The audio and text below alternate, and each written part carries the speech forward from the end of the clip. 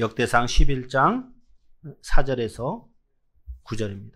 구약성경 627페이지에 있습니다.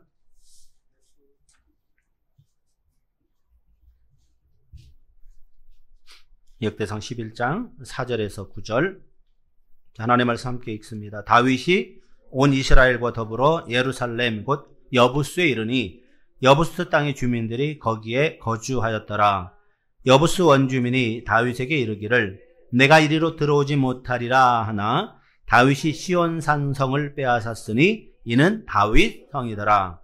다윗이 이르되 먼저 여부스 사람을 치는 자는 우두머리와 지휘관으로 삼으리라 하였더니 수르야의 아들 요압이 먼저 올라갔으므로 우두머리가 되었고 다윗이 그 산성에 살았으므로 무리가 다윗성이라 불렀으며 다윗이 밀로에서부터 두루성을 쌓았고 그 성의 나머지는 요압이 증수하였더라. 만군의 여호와께서 함께 계시니 다윗이 점점 강성하여 가니라. 아멘. 기도합니다. 성령 하나님, 우리가 말씀 듣길 원합니다. 우리에게 말씀하옵소서. 예수님의 이름으로 기도합니다. 아멘. 할렐루야. 오늘 말씀은 다윗이 여부스 족속이 가나안의 7 족속 중에 한 족속인 여부스 족속이 차지하고 있던 여부스 성, 이것을 정복하는 내용이 나오고 있습니다. 이 여부스 성을 정복해서 다윗성으로 부르고 이것이 시온 산성 또는 예루살렘 성이라고. 다 똑같은 말이에요. 여부스 성, 시온 산성, 다윗성, 예루살렘 성이 다 똑같은 말. 한 장소를 그렇게 사람에 따라서 그렇게 바꿔 부르는 거예요. 그러니까 여부스 사람들이 살고 있었으니까 여부스 성이라고 불렀고, 다윗이 그곳에서 하나님께서 그곳을 하나님이 계신 성전으로 삼을 거라고 했으니까 시온 산성이라고 불렀고, 그리고는 그것이 원래 이름이 예루살렘이라는 이름이 있었거든요. 예루살렘 성이라고 불렀고, 그래서 다윗이 거주했으니까 다윗성 이렇게 불러지게 된 거죠. 이 여부스, 곧 예루살렘, 여기는요 물이 풍부한 곳입니다. 이 고지대입니다. 600m 고지대에 건설된 곳입니다. 그리고 그곳에서 성을 했기 때문에 600m면요 상당히 높은 거예요. 600m면은 어느 정도 될까요? 그 롯데타워가 몇 미터가 되는지 아세요? 롯데타워. 그게 뭐 600m 될까요? 안 될 것 같은데. 600m면요 엄청난 거예요. 한라산이 1590m거든요. 한라산의 한 3분의 2 정도 되는 600m 뭐 그죠? 엄청 크죠? 그 고지대에 건설된 성입니다. 그러니까 밑에서 적군들이 쳐들어와서 어떻게 위로 화살을 쏠 수가 없잖아요. 위에서는 뭔가 던져도 끝나는데 밑에서는 아무리 해도 이게 닿지 않는 거예요. 그러니까 난공불락의 요새가 될 수밖에 없는 거죠. 하나님께서 이스라엘 백성들에게 여호수아를 통해서 가나안 땅을 정복하라고 했을 때 가나안에 들어가면 7 족속이 있을 것이다. 너희들은 그들을 다 진멸해버리고 그들을 쫓아내고 그 땅을 점령해라. 그것이 내가 너희에게 허락한 젖과 꿀이 흐르는 땅이다 라고 이야기해요. 가나안의 7 족속들을 다윗 여호수아와 많은 부하들이 전부 다 정복 전쟁을 하기 시작합니다. 그런데 이곳은 여부스 족속이 있는 곳은 그들이 건들지 못해요. 왜냐하면 이 여부스 성이 워낙 난공불락의 성이고 강력했기 때문에 그냥 그곳에 가는 사람들마다 패할 수밖에 없는 거예요. 그러니까 이 여부스 성을 분양받았던 이스라엘 한 지파가 그들을 쫓아낼 수가 없어서 어쩔 수 없이 그것을 피해서 다른 곳을 자신의 주거지로 삼아서 살아가고 있을 수밖에 없는 거예요. 자, 그러니까 5절에 보면 예루살렘 성에 있던 여부스 족속이 그 성을 정복하려던 다윗을 향해 뭐라고 얘기합니까? 내가 이로 들어오지 못할 것이다. 조롱하고 비하는 거예요. 당시 다윗은요 이스라엘 왕이 된 지 얼마 안 됐습니다. 군사력도 형편없는 거죠. 강력한 조직을 갖추지도 못했습니다. 자, 그런 군대가 이 예루살렘 성 시온산성을 점령하려고 하니까 그곳에 살고 있는 여부스 사람들이 볼 때는요 한심하게 보이는 거예요. 왜? 600m 높이에서 밑에 보면 사람이 개미처럼 보이거든요. 이 사람들이 우리를 얼마나 한심하게 보이겠어요. 그런데 그 여부스 사람들이 한 가지 중요한 사실은 모르고 있었던 거예요. 뭐냐면 하나님께서 다윗과 함께 하신다는 사실이에요. 이거를 그들이 몰랐거든요. 결국 하나님께서 함께하는 다윗은 예루살렘 성을 정복하게 됩니다. 자, 이것을 오늘 우리의 삶에 적용해 보면요. 하나님이 함께 하시면, 할렐루야. 하나님이 여러분의 삶과 함께 하시면, 하나님 우리 둔천대교회와 함께 하시면, 하나님 여러분의 가정과 함께 하시면 우리가 넘지 못할 장애나 장벽이 있다 없다? 없다. 할렐루야. 믿어지십니까? 잘 안 믿어지잖아요, 솔직하게 말해서. 믿어져야 돼요. 여러분, 믿어지는 게 신앙이거든요. 안 믿어지는 건 종교생활이에요. 왜냐? 내가 뭔가를 해야 된다고 생각하거든요. 나는 아무것도 안 해도 하나님이 하셔야 되거든요. 하나님께 맡겨야죠. 여러분, 우리는 어떻습니까? 뭐 우리가 강력한 힘을 가지고 있습니까? 뭐 명예가 있습니까? 권세가 있습니까? 우리 교회가 뭐 그냥 다른 교회 볼 때 뭐죠? 1000여 명, 2000명, 뭐 이 옆에 있는 뭐 몇만 명 모이는 교회에 비하면 우리 교회는 그들이 모이는 지하 소회의실도 안 차요, 우리는. 그죠? 그들과 비교하면 이 옆에 길 건너편에 모이는 그 교회 소회의실이 우리 교회보다 더 크잖아요. 거기 가득 차는데 우리는 가득 차지도 않잖아요. 그러니까 우리는 매우 약해요. 그죠? 할 수 있는 게 별로 없어 보여요. 우리 둔천대교회가 뭔가를 한다 그러면 세상 사람들이 야, 뭐 그 교회 조그마한 교회가 뭘 할 수 있겠어? 라고 얘기해요. 이 옆에 있는 오 무슨 교회나 명 무슨 교회가 한다면 아 그래 그 정도 돼야 뭔가를 할 수 있지 라고 세상 사람들은 생각합니다. 이거 세상 사람들의 방법이죠. 그런데 하나님은 사람이 많고 적음에 역사하시는 분이 아니라는 거죠. 할렐루야. 하나님은 작은 자를 들어서 강한 자를 부끄럽게 하신다. 할렐루야. 여러분 숫자가 많다고 해가지고 그들이 강력한 게 아니에요. 비록 숫자가 작아도 하나님과 우리가 친밀한 관계에 있는가. 할렐루야. 이것이 중요한 거거든요. 자, 그러니까 이 엄청난 난공불락의 성인 이 예루살렘 성, 이 예루살렘 성과 같은 세상을 살아가려면 어떻게 살아가야 돼요? 세상 사람들은 그렇게 얘기합니다. 24시간 열심히 뛰고 공부해도 모자라고 힘든데 예배 드린다고 앉아있고 금요 기도회 간다고 앉아있고 교회 봉사한다고 시간을 낭비하고 서비하고 있고 세상 사람들이 볼 때 얼마나 한심해 보이겠습니까? 그런데 하나님의 뜻대로 살려고 최선을 다하는 우리의 발걸음을 조롱하고 유혹하는 세상에 여러분 흔들리지 마십시오. 그들의 공격에, 그들의 비난에 낙심하지 마십시오. 왜냐하면 우리의 능력과 권세는 우리에게 있는 것이 아니라 오직 하나님께 있기 때문에. 할렐루야. 하나님께서 하시면 하시는 거예요. 여러분 우리가 뭔가를 할 수도 있다고 생각하지 마세요. 하나님이 돕지 않으면 우리는 아무것도 할 수 없어요. 한데 하나님이 하시면 우리는 더 큰 일도 감당할 수 있을 줄 믿습니다. 하나님이 하셔야 돼요. 하나님. 다윗이 예루살렘 성, 이 시온산 성을 정복한 것은요, 이스라엘 백성들이 가나안 땅에 들어온 지 약 400년이 흐른 후에요. 자, 400년 동안 이스라엘 사람들은 이 예루살렘 성을 정복하지 못했어요. 그리고는 그들과 함께 어울려 살았습니다. 왜 그랬을까요? 이 예루살렘 성이 그 옆에가 골짜기 있거든요. 흰놈의 골짜기가 있고 기드론 골짜기가 있고 이 골짜기 사이에 있는 성이 예루살렘이에요. 그러니까 더 공격하기 어려운 천연의 요새 같은 거죠. 그러다 보니까 그곳이 얼마나 정복하기 어려운지 여부스 사람들이 그곳에서 거주하고 있을 때 예루살렘 성을 정복하러 온 이 다윗과 많은 군사들을 향해서 사무엘하 5장이 이렇게 이야기합니다. 맹인과 다리 저는 자라도 너를 물리치리라. 자, 무슨 말이냐면 예루살렘 성 안에 살고 있는 사람들이 전부 다 맹인이고 전부 다 다리 저는 장인이라도 너희들을 이길 수 있다.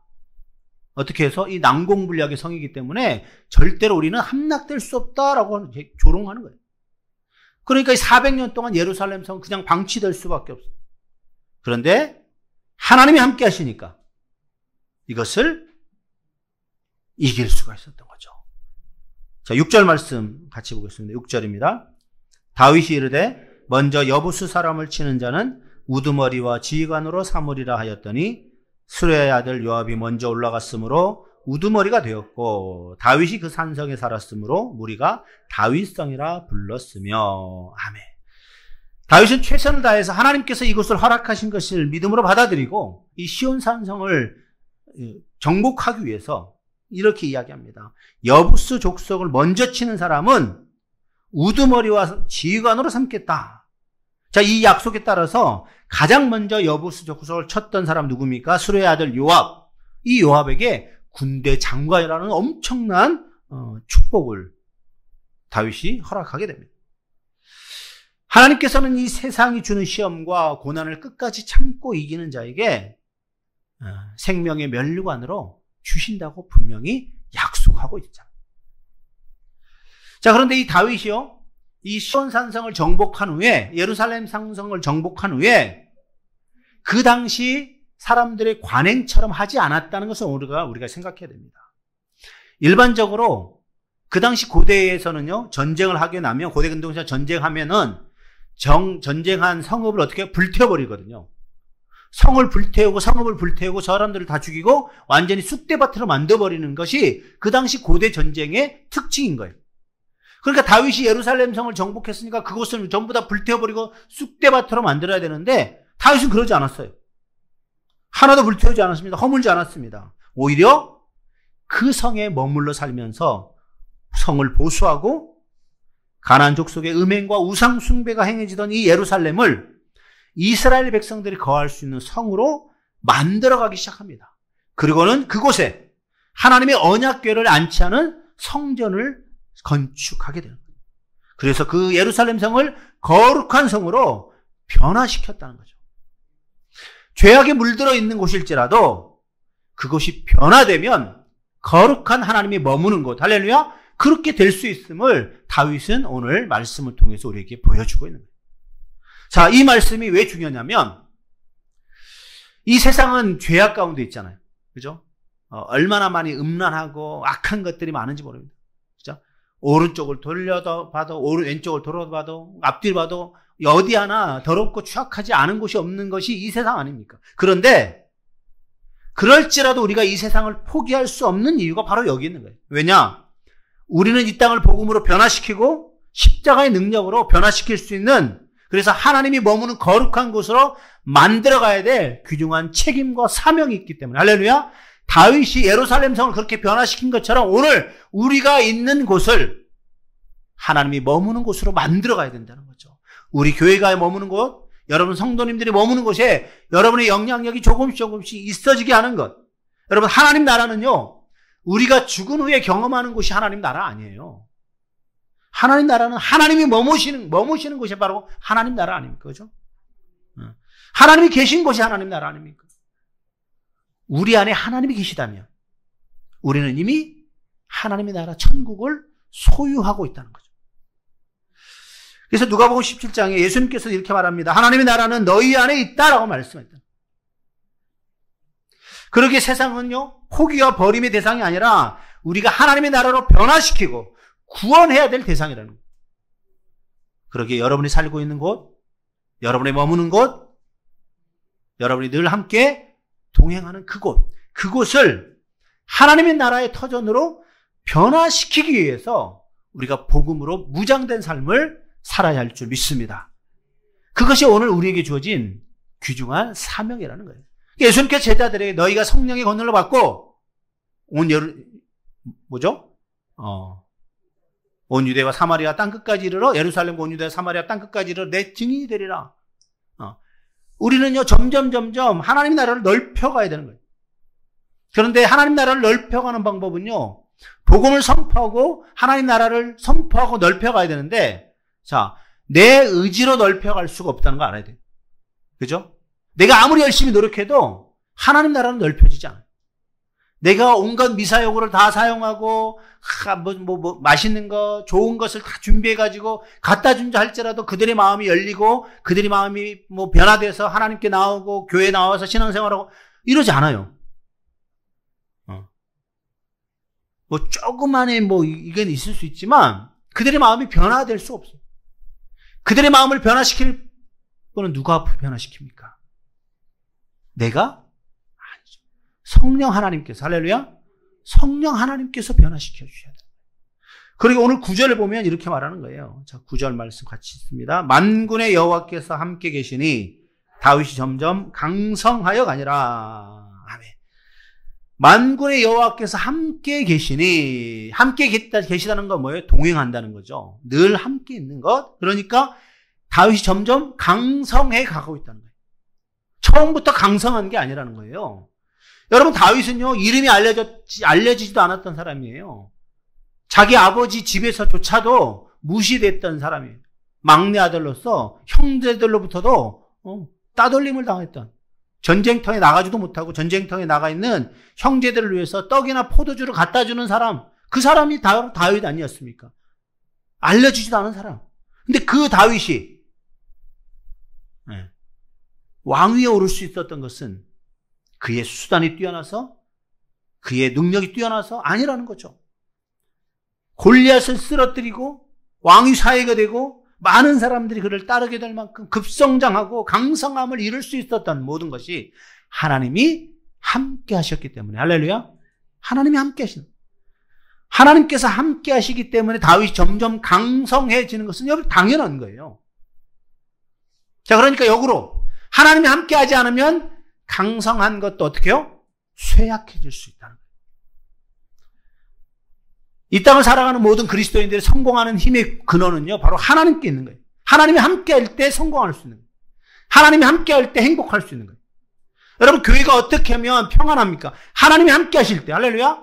하나님 이름이 높여질 때, 하나님을 섬기며 나아갈 때 교회는 평안하고 든든하게 살 수 있는 거예요.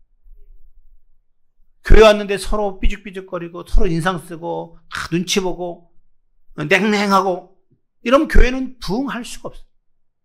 성장할 수도 없어요. 처음에 교회 나왔던 사람들이 보고는 다시는 교회 안 오죠. 왜냐? 느끼거든요.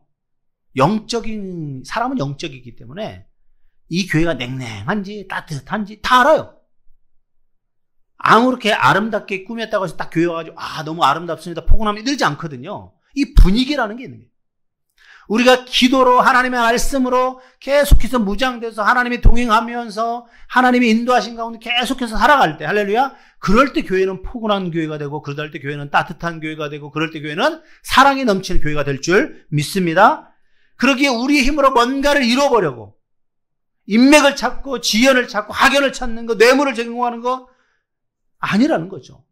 설령 그렇게 해서 성공하게 되면 어떻게 됩니까? 자화자찬하게 되는 거죠. 자기 잘나서 그렇게 됐다고 착각하게 되죠.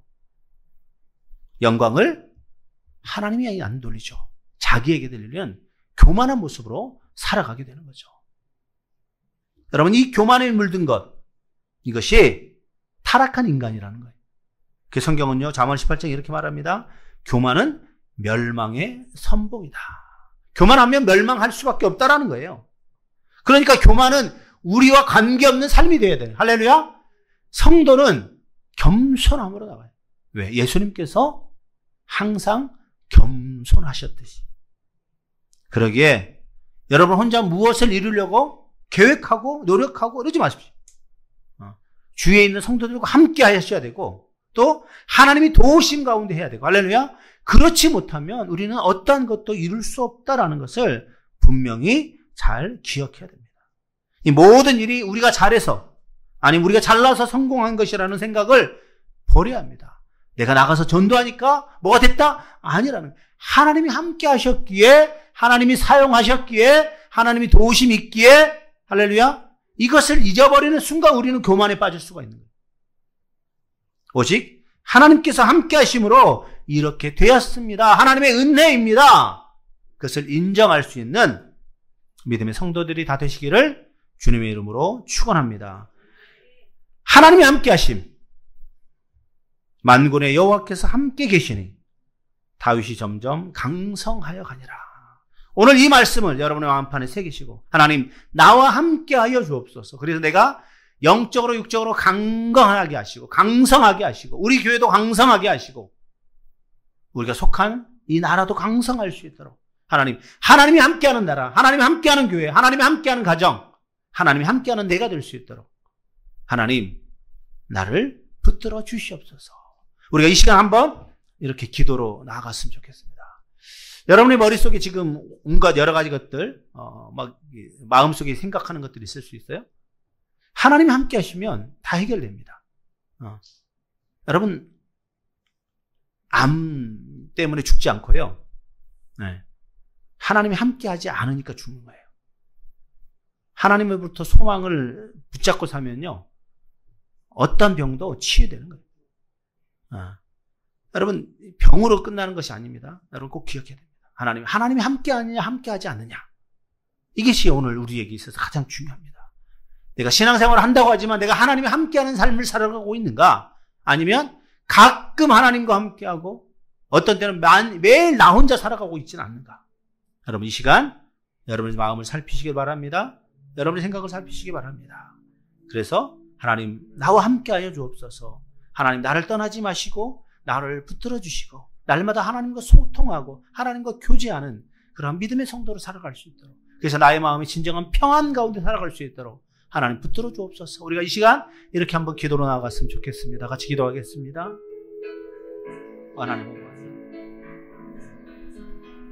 하나님 주님을 찬양 주임하기 바랍니다. 하나님 우리 마음을 살피시고 인도하여 주옵소서.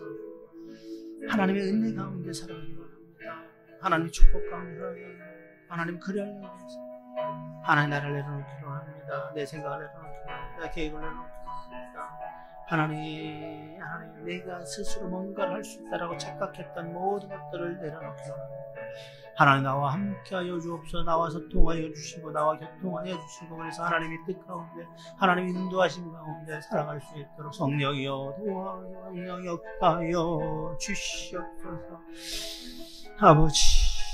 아버지 우리 마음을 살펴 주시옵소서.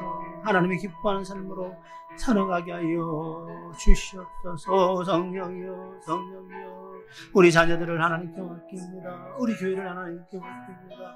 하나님 우리 일터를 하나님께 맡깁니다. 우리 가정을 하나님께 맡깁니다. 하나님 아버지 어느 곳에 있든지 어느 곳에 무엇을 하든지 하나님을 떠나지 않게 하시고 하나님을 붙잡고 믿음으로 살아가는 믿음의 고백이 날마다 있는 우리 모든 성도들 되게 하여 주시옵소서.